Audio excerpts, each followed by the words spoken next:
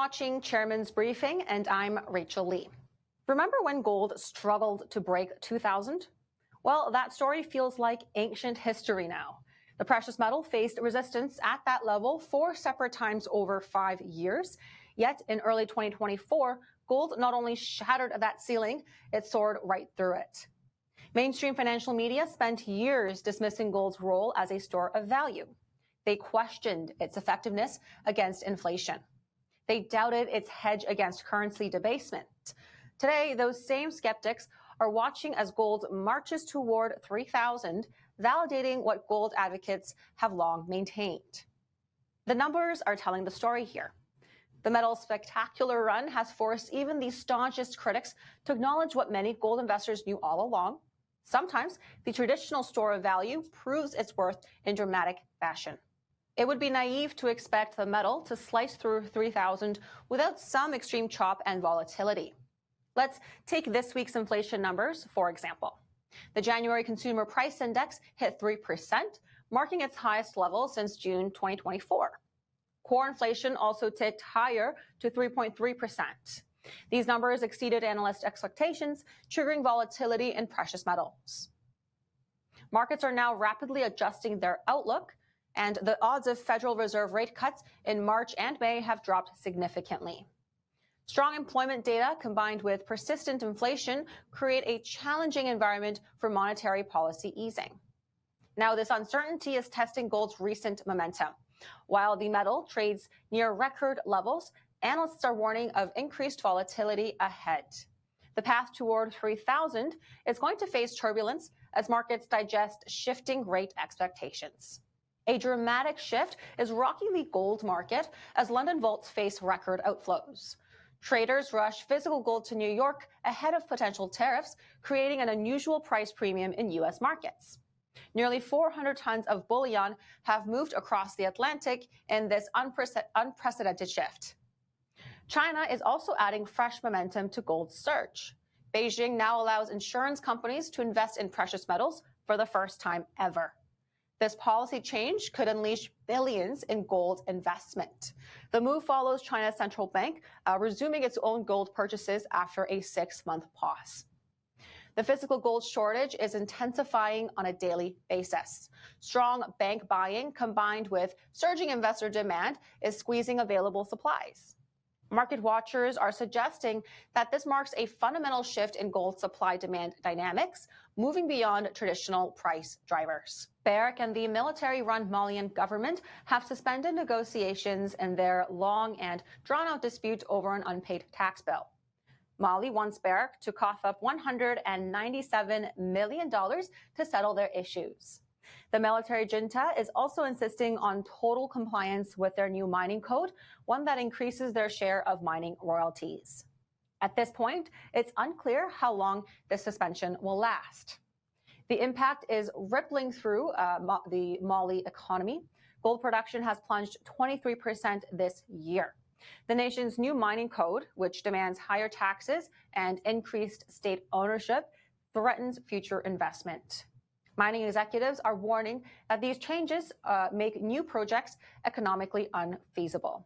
In other news, Barrick reports its strongest financial performance in over 10 years. The mining giant's net earnings jumped 69% to $2.14 billion in 2024. Operating cash flow climbed to $4.49 billion, while free cash flow more than doubled to $1.32 billion. The company's growth story extends beyond earnings. Since 2019, Barrick has replaced 180% of its mined gold reserves, adding nearly 46 million ounces to its inventory. Arras Minerals has made a significant discovery at its Elemis project in Kazakhstan.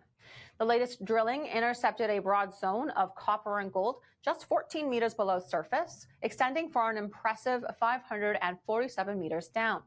This type of extensive mineralization often signals a major copper system. The discovery gains importance due to its location in a proven copper belt. Just 61 kilometers away, the Bozcha coal mine produces over 100,000 tons of copper annually at some of the industry's lowest costs. This proximity suggests that Arras might have found a similar style of deposit using the same geological blueprint that led to Bochacol's success. Market enthusiasm is reflecting the potential here. With copper demand rising globally, new discoveries near established mining infrastructure has become increasingly valuable. The company plans additional drilling to expand this discovery, which remains open in multiple directions. With all of the required permits and necessary funds in hand, Rio 2 can finally move their Fenix Gold project forward with construction. The project presents compelling economics. Using a conservative gold price of $1,650 per ounce, Fenix promises strong returns.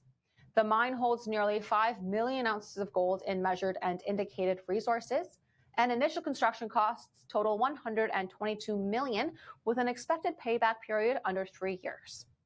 The company is targeting completion of construction by November, and this timeline positions Rio 2 to join the ranks of gold producers early next year. A high-stakes presidential runoff in Ecuador has placed the nation's mining sector under intense spotlight.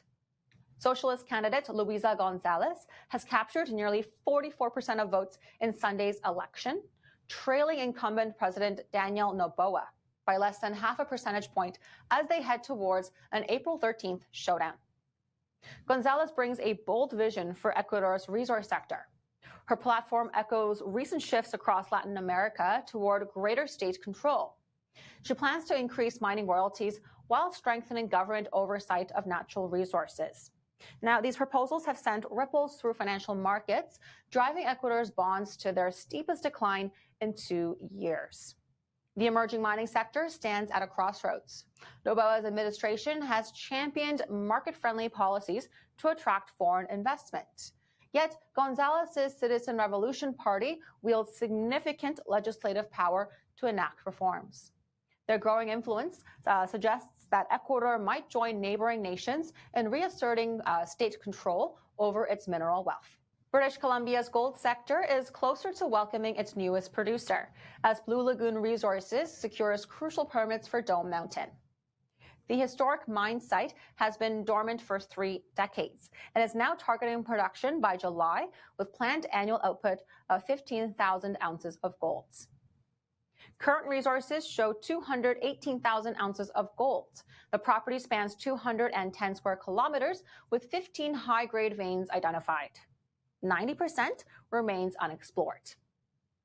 Blue Lagoon's achievement is gaining extra significance as one of only a handful of mining permits granted in British Columbia this decade. Endeavour Silver expects its Terronera project in Mexico to be ready for full commissioning early in the second quarter of this year. Terronera's feasibility study projects annual output of 4 million ounces of silver. The operation adds 38,000 ounces of gold across its 10-year mine life as well. And that's all for this briefing. Leave us a comment. We read every single one. And if you enjoy this sort of content, share it with your network. I'm Rachel Lee. We'll see you next week.